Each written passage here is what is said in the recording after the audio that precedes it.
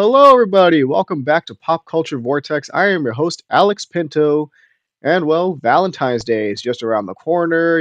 I'm sure everybody, especially couples, have plans for that day, whether it's going out for dinner or maybe a movie night. So, for today's video, I am going to be talking about the top five movies to watch for Valentine's Day. Now, just letting you all know, this is just my personal list about movies that I believe you all should watch for Valentine's Day. I'm sure a lot of you have different movies on their lists, but I'm going to share what I believe is a really good list for Valentine's Day. I'm sure a lot of you will like some of the movies that I have on there. So let's get right to it. At number five, I have The Notebook. Now, this one's a cliche, if you will, right? It's very common for sure, but nevertheless, I personally have some fond memories of this movie. You know, it tells us that no matter how much time passes by or how far the distance between two people, as long as they share a strong connection, it could all work out in the end. And of course, if you want your girlfriend to cry on your shoulders, well, this movie will definitely do so because it is quite the cute tearjerker. Or maybe you cry on your girlfriend's shoulder. I mean, whatever works, I guess. At number four, I have Grease.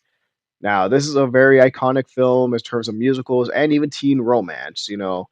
A film that'll probably have you and your partner singing along to whether it's Summer Lovin' or the Grease theme song. I mean, it's an all-time classic. I'm not the biggest fan personally, but I do like the film overall. I most certainly love the music. So yeah, I definitely put this at number four. At number three, I have Pretty Woman. Pretty Woman is obviously a classic when it comes to rom-coms. I mean, I'm pretty sure it basically created most of the rom-coms. Obviously you have Richard Gere, Julia Roberts. They're both an iconic duo together. I mean, the movie's very funny. It'll definitely have you laughing, but at the same time, it's very romantic. Stuff like that. I mean, who would think that this basically what he think he's a billionaire and then this prostitute, right? How they pretty much find a way to connect, and find things in common with each other. I mean, it's a very interesting movie with a pretty thought of story that I definitely recommend. At number two, I have How to Lose a Guy in 10 Days. I mean, this one's a very funny film. I mean, obviously another rom-com, right? But yeah, this film, I mean, just the concept itself. I mean, literally, you have a guy that makes a bet that he can make a girl fall in love with him for 10 days, but then the woman that he goes after just so happens to be writing an article about how to lose a guy in 10 days, which obviously hence the title.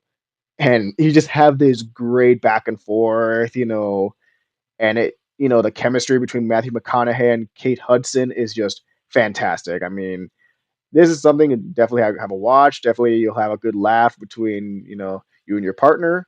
So yeah, I put this on number two.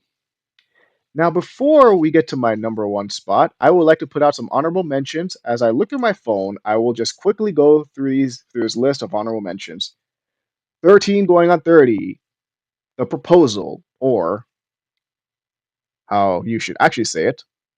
The proposal. Yeah, West Side Story, Titanic, The Fault in Our Stars, The Great Gatsby, 10 Things I Hate About You, The Spectacular Now, She's the Man, La La Land, Ghost, The Last Song, and I know all the guys will hate me for this last one, but I feel like it just has to be there, The Twilight Saga. I mean, I get it. All of you guys might be jealous that your girlfriend's probably gushing over this guy, but you got to do what you got to do, right? At number one, finally, I have Dirty Dancing. I personally love this film, right? And it definitely is a classic. I mean, it's a great 80s film, right? I mean, the chemistry between Patrick Swayze and Jennifer Grey, and how basically you're dealing with two different people, but yet they just get along super well as they bond over, well, dancing. And how they have to do some dance competitions and stuff like that. How Patrick Swayze has to teach Jennifer Grey how to dance. It just works so well as they build up their chemistry and they slowly start to fall for each other. And this film does it really well. And obviously the final dance sequence with I've Had the Time of My Life. iconic. I mean, I'm pretty sure any guy would give anything to dance just like Patrick Swayze. I know I would. Well, thank you everybody for watching. I sure hope you like the list. I mean, let me know in the comments what your list is. I mean, and if you do like this video, please hit that like button. And if you would like to see more content, hit that subscribe button. All right.